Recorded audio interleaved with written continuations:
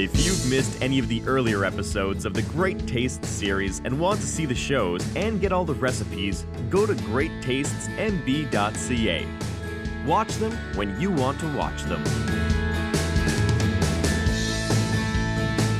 Welcome back to Great Taste of Manitoba, where tonight we're with Manitoba Chicken and Pantry Plus.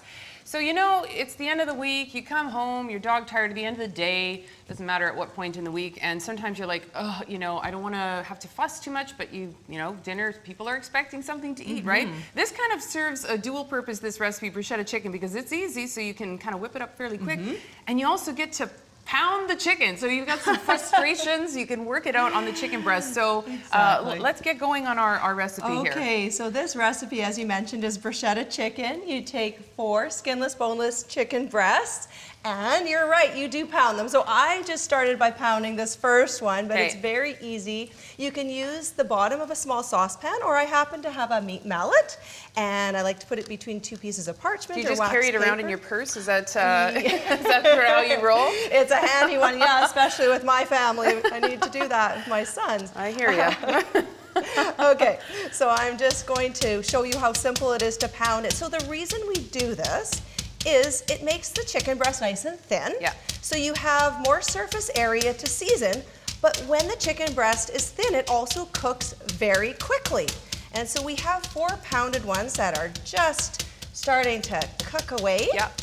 And so you can see how simple it is to just pound it and flatten it. Yeah, no kidding. Yeah. And so it cooks faster, and also then, of course, for flavor, it's like all because over we're the place. going to season these up, and then there's more surface area for seasoning. Perfect. So we've got our chicken breasts cooking, we're browning them, and this is so quick, as you mentioned. Well, you said about 10 minutes? Yeah, it only takes about 10 minutes. So these are starting to brown.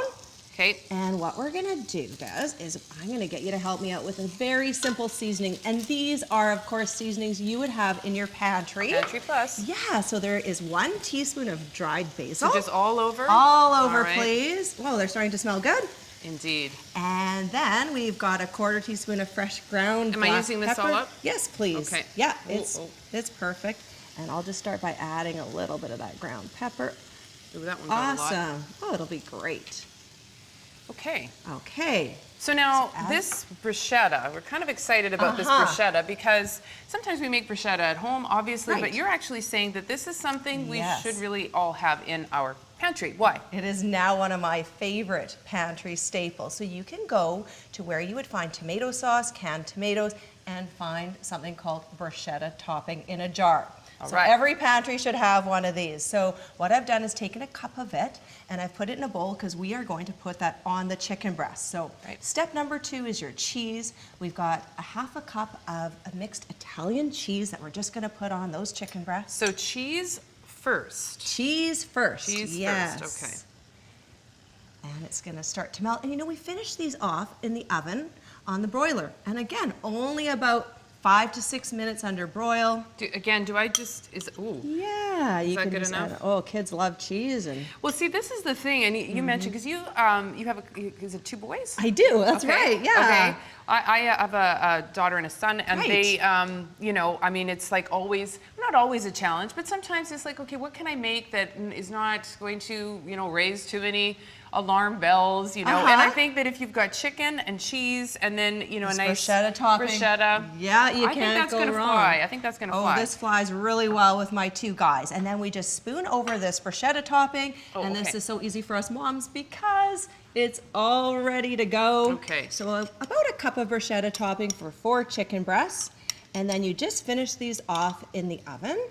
Right, so 10 minutes on the stovetop, and then how long do we broil this up for? About 5 or 6 minutes, and once that cheese is all bubbly and melted, it is just absolutely delicious. I love to serve this with pasta or rice, or sometimes if I'm really in a hurry, just some crusty multi-grain bread is delicious. Well, and you know, the other thing too that I was thinking is like even for like leftovers, right? So like you could, technically you can make like a sandwich out of this the next day, assuming you'd have leftovers, which honestly at this point I'm not really sure. How is that, Gina? How are we doing with that? That looks perfect, and I can guarantee this is easy and delicious. It's going to go over well. Okay, so there's actually we've got a couple under the broiler here, so I'm going to go grab. And we'll see. I may not, be able to wait too terribly long. I'm gonna maybe have to give this a go right away here. So see, have a look at that. Oh, those look good. Have a look at that. Feast your eyes. And there we go. That's kind of the finished product here. So, from using the mallet to this is kind of how things end up. So I'm going to just give this a little go. Nice and quick and delicious. Okay. Yeah, so we often have chicken breasts in our freezer, cheese in our fridge, and then of course now we can have that delicious bruschetta topping. And the reason we like to have it in a jar is because it's less watery than if you make your own homemade bruschetta topping, and it just sets up on the chicken breast perfectly. Just gonna need a minute here. Okay. That is so good. That is so good. And then the kinds of cheeses that you could you play around with that a little bit as well? Absolutely, you can. Yeah, whatever your favorite cheese is. And this is a great recipe to get kids in the kitchen, get them involved. They can add their favorite cheese, their topping. I like it. And then the pounding, they would like that as well. They would. You know what, Gina? It's so delicious, and I thank you for sharing this recipe with us today. We're going to come back with Aaron Alblas in a minute. I think all the lemons got him on some limoncello. I know a lot of people really love the limoncello. So we're going to be back with our beverage pairings here tonight on Great Tastes of Manitoba. You're watching Great Tastes of Manitoba, brought to you in part by the Government of Canada and Manitoba Agriculture through the Canadian Agricultural Partnership.